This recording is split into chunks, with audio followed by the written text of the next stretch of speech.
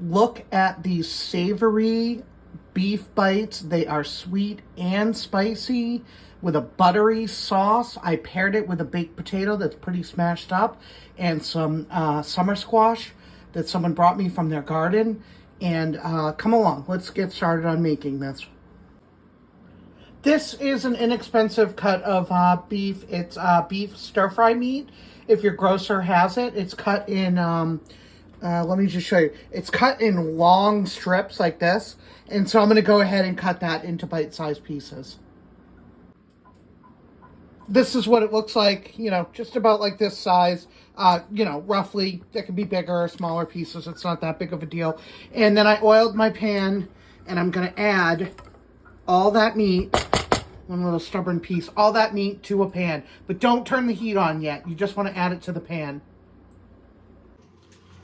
And now we're going to season the meat with the heat off. Add salt. Heavily salt this. Add your pepper. Go ahead. Measure with your heart. I don't typically measure anything unless I'm baking because I'm better at cooking than I am at baking. And then onion powder.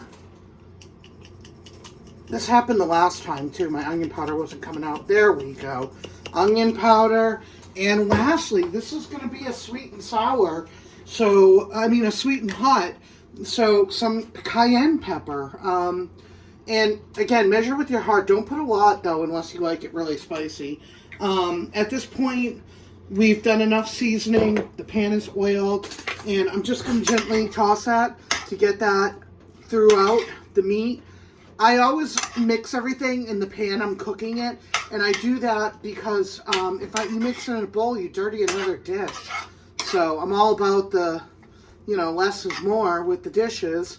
So go ahead and turn your heat on at this point and start cooking. Okay, turn off the heat. This is what it looks like when it's done. And see how the meat released some juices?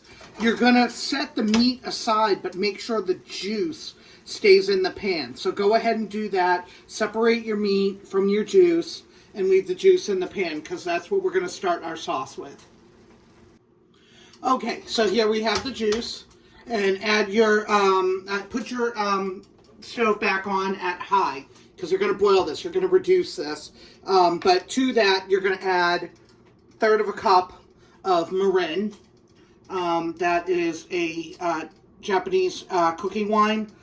And that's what's going to give it the sweet flavor. The mirin is a sweet flavor. Stir that. Bring it to a boil.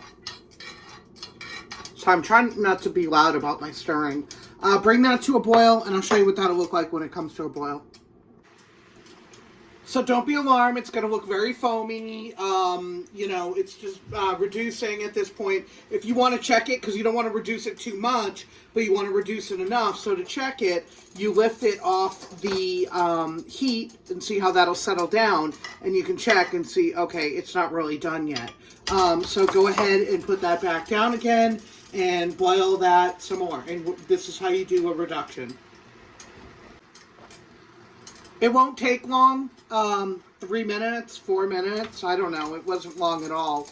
But you can see that, you know, it's reduced and it's starting to thicken. So at this point, you're going to turn your heat down, remove it from the heat, and add, oh boy, I'd say like 2 or 3 tablespoons, good amount of butter. I got a huge chunk of butter. Just add some butter. And then add your garlic at this point. So I'm going to go ahead and, again, measure with your heart. And then I'm going to put that back on the heat and simmer that butter down for that nice sauce. Now remember, this meat contains the cayenne, so if you know, you don't need to add more. You're going to get that little bit of heat at the end of the bite. But go ahead, stir all that together, melt that butter. The last thing, after this is simmered for a little while, give that a minute. And the last thing you want to add is Worcestershire sauce. About a tablespoon, not much, doesn't take much. You just add that. Whoops, okay, that was a lot. But anyway, you don't need a lot. Just kind of add in that Worcestershire for some more flavor. And then, and look at how saucy that looks. See how that's thickened? And it's saucy. Bring your meat back over. Add that in.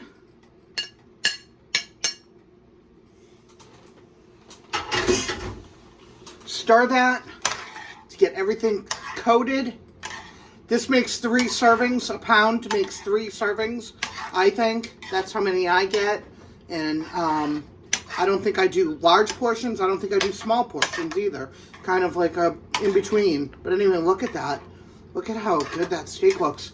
And there you go. And we're going to put that in a plate and show you what it looks like on a plate. Okay, we made a complete meal. Look at all that sauce. And I paired this with a baked potato with butter. I kind of smashed it. I also put summer squash on the side. You can pair this with rice, anything you want. Again, you control the level of spiciness. And enjoy eating gluten-free again.